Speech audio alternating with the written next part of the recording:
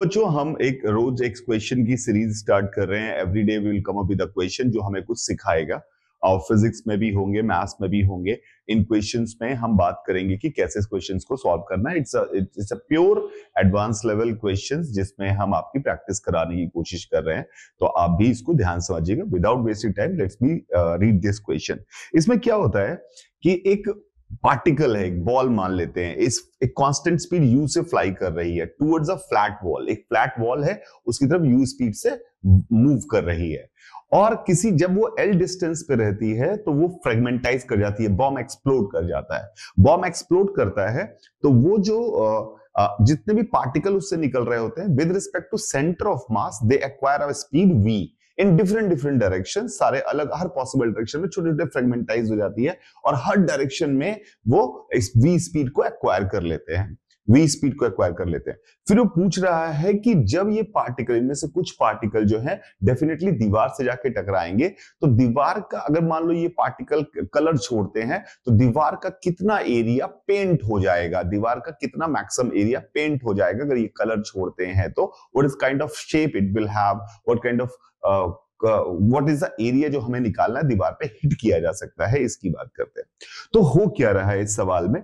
इस सवाल को अगर हम समझने की कोशिश करें तो यही सवाल था कि u स्पीड से ये एक जा रहा था, एक पार्टिकल, और वो फ्रेगमेंटाइज हुआ, तो इसके सारे पार्टिकल इसके रिस्पेक्ट में सब रैंडम दिशाओं में, अलग अलग दिशाओं में v स्पीड से चलने लगे, v स्पीड से चलने लगे, ऐसे मूव करने लगे। तो आपको पहले दिखाई क्या देगा, मैं उसकी बात करता हूं, फिर सवाल पे बात करेंगे दिखाई क्या देने वाला है। तो अगर ये v स्पीड से चलने लगे हैं, तो अगर मैं यहां पर सोचने की कोशिश करूं तो सबके पास, अगर ग्राउंड से देखूं, एक u स्पीड तो है ही है, साथ में v इनके पास एक और है जो अलग अलग दिशाओं में है।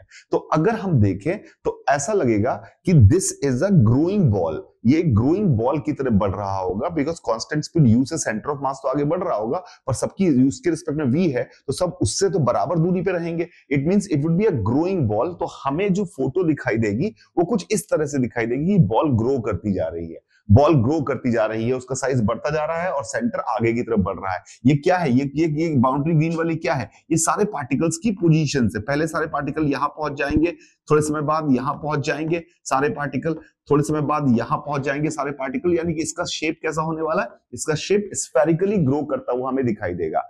इवन इवन अगर यहां पे ग्रेविटी होती भी, तब भी सबका शेप ऐसा ही चेंज किया होता, ऐसा ही दिख रहा होता। लेकिन वो होता क्या कि जो सेंटर है वो स्ट्रेट लाइन में ना चल के वो ऐसे चल रहा होता, और सब इसके अराउंड ग्रो कर रहे होते, स्फीयर ऐसे बन रहे होते, सेंटर के अबाउट ग्रो कर रहे होते। जब तक टक्कर नहीं हो रही तब तक की बात कर रहा हूं, ऐसे ग्रो कर रहे होते। तो ये सिचुएशन है।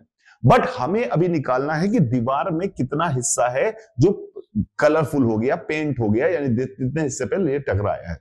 तो अब यहां पर हम इस सवाल को अब सॉल्व करने की कोशिश करते हैं। इस सवाल को अगर आप यहां पर देखें तो एक पार्टिकल आपके पास जो था ग्राउंड से, उसके पास एक स्पीड इधर की तरफ v होगी, मैंने मान लिया इधर की तरफ, और साथ में उसके पास u होगी।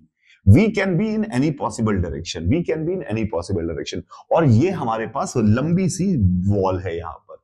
अगर v की वैल्यू, अगर v की वैल्यू u से ज्यादा होती, v की वैल्यू अगर u से ज्यादा होती, तो डेफिनेटली इन दो, इसका रिजल्टेंट कुछ इधर होते, कुछ इधर होते, कुछ इधर होते, कुछ इधर होते, कुछ इधर होते, v तो v और u का रिजल्टेंट वर्टिकल आ सकता होता। v और u का रिजल्टेंट अगर वर्टिकल आ सकता होता तो कोई ना कोई पार्टिकल ऐसा जरूर होता जो वर्टिकली मूव कर रहा होता। अगर ऊपर की, अगर v की वैल्यू u से बड़ी होती, तो उस केस की बात कर रहे हैं। तो उस केस में अगर कोई वर्टिकल मूव कर रहा होता तो कोई, इसका मतलब है 89.91 पे भी ग्राउंड के रिस्पेक्ट में कोई चल रहा होता, इधर भी चल रहा होता, इधर भी चल रहा होता, कोई ना कोई पार्टिकल हर तरफ चल रहा होता। तो उस केस में तो हमारी पूरी की पूरी दीवार जो होती उस पर कोई ना कोई पार्टिकल टकराता, बिकॉज अगर अगर रिजल्टेंट स्पीड ग्राउंड से किसी पार्टिकल की वर्टिकल आ गई है तो हम ये मान सकते हैं कि उससे पहले वाले भी होंगे, तो इधर से हल्का सा भी इंक्लिनेशन है तो दूर जाके कहीं इस दीवार को टकराएंगे। Two parallel meets at infinity वाली बात की बात करें, सोचे उस तरह से, तो इसका मतलब ये है कि पूरी की पूरी वॉल जो है वो आपकी वेट हो जाती, या फिर उस पर सारे पार्टिकल टकरा जाते। यानी अगर v ग्रेटर देन u दिया होता तो आंसर होता था होल वॉल, आंसर होता होल वॉल, क्योंकि कोई ना कोई पार्टिकल कहीं ना कहीं इससे टकरा रहा होता। ये बात हम सब में आती, v की वैल्यू u से बड़ी होती है।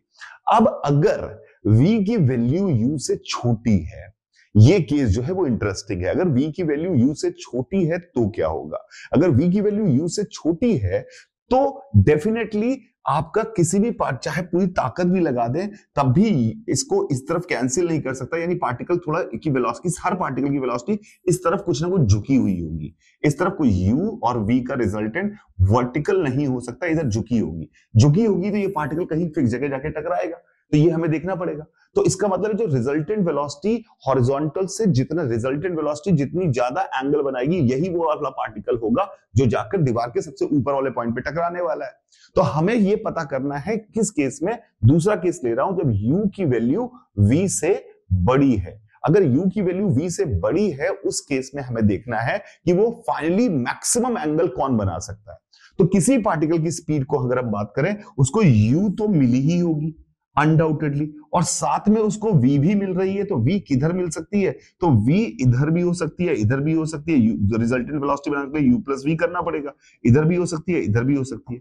तो इसका मतलब है इस सर्कल पे कहीं पर भी हो सकती है। तो मैक्सिमम एंगल जो उसकी वेलोसिटी बनाएगी वो ये होगी जो यहां से हमने टेंजेंट ड्रॉ किया, जो हमने यहां से टेंजेंट ड्रॉ किया।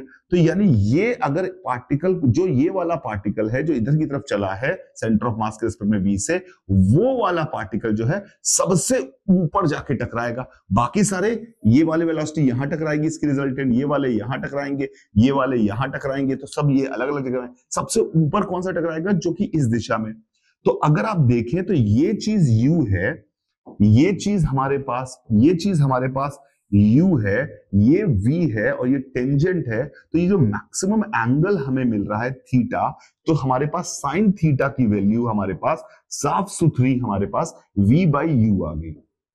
अब ये जो पार्टिकल यहां आके टकराया है वो कहां टकराया है, इसकी वैल्यू अगर हम निकालने की कोशिश करें तो ये टोटल डिस्टेंस हमें मेरे बच्चों l दे रखी है। तो ये डिस्टेंस जो हमारे पास आ जाएगी ये l tan थीटा आ जाएगी, l tan थीटा आ जाएगी। हमें पता है साइन थीटा की वैल्यू v बाई यू है, तो साइन थीटा की वैल्यू अगर v बाई यू है तो टेन थीटा की वैल्यू जो हमारे पास हो जाएगी, यहां से ऊपर जो टकरा रहा है उसकी वैल्यू हो जाएगी l v upon under root u square minus v square.